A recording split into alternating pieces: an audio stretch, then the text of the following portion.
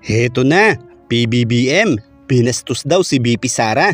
Ito ngayon ang kumakalat na video na sinasabing inisnab daw ng Pangulo ang Vice Presidente nito, kung saan ay humakot ito ng napakaraming negatibong komento mula sa mga netizens at sinasabing napakawalang modo at bastos ng Pangulo. Pero teka, gaano nga ba katotoo ito? Heto at panoorin natin ang mga kaganapan bago maganap ang video na ito.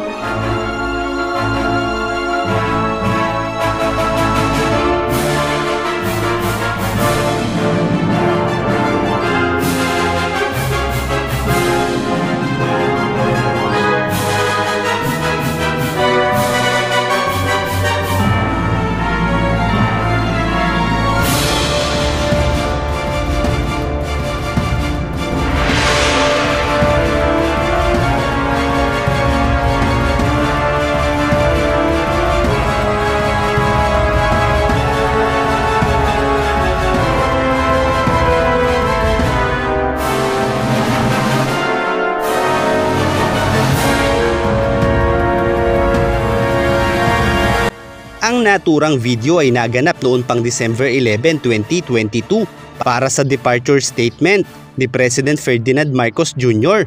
para sa gaganaping ASEAN-EU Commemorative Summit, at sa mga panahong ito ay close na close pa ang dating First Lady at ang Vice Presidente, kaya't napakalabong isnabi ng Pangulo si VP Sara sa panahong ito at hindi niya ito ginawa sa Vice Presidente kahit may gap ito sa kanyang asawa. Samantala ang Vice Presidente naman ay tila missing in action na simula ng sunod-sunod na pag-atake ng kanyang pamilya sa ating Pangulo. Kaya't sa mga naniwala agad na bastos di umano ang Pangulo dahil sa maanumalyang video footage na ito, ay sana may natutunan kayo na hindi dapat nagpapaniwala sa mga kahinahinalang video dahil ang tunay na pakay nito ay siraan lamang ang Pangulo. Sa katunayan, ayon pa nga sa video na ito, ay baka daw si Sara ang nanalo noon sa pagkapangulo, isang bagay na tila ay pintura na naglalagay ng mas matingkad na kulay sa kanilang propaganda. Si lahat, di ba, lahat ng rason para manalo as presidente ng Pilipinas na kay VP Inday Sara. We all know, di ba, sa lahat ng mga surveys, ang top choice ng mga Pilipino at the time, si VP Inday Sara. Plus factor pa yon, di ba, na ang taas ng trust and approval ratings ni Tatay Digong that time. So talagang nasa kasagsagan ng peak ang mga Duterte at the time. Talagang mananalo talaga. Kung iisipin mo nga naman kasi, sa kabila di umano ng tulong ni Sara sa kampanya ni PBBM, ay nagawa pa itong bastusin ni PBBM. At ayon pa sa kanila, kung si Sara na lang umano ang tumakbo noon sa pagkapangulo, ay tatalunin pa nito si PBBM. Dahil ayon daw noon sa survey, ay nangunguna si Sara Duterte sa pagkapangulo kaya't utang raw ni PBBM ang pagkapanalo nito kay Sara Duterte. Pero teka, baka fake news na naman ito. Kung mapapansin kasi natin, ang registered voters sa Luzon noong mga panahong ito ay umaabot ng mahigit 27 million voters. Samantala sa baluarte ng mga Duterte, ang registered voters ay umaabot lamang ng mahigit sa 14 million voters. At ang paglakas ng Duterte ay dahil lamang din sa pag-aakay ng pangalang Marcos upang igiit ang pagbabago mula sa mga Aquino. Kaya't hindi natin masasabi na ang Duterte lang ang tumulong sa mga Marcos dahil ang Marcoses ay sobrang nakatulong din sa mga Duterte at sa baluarte nito nagmumula ang pinakamaraming botante.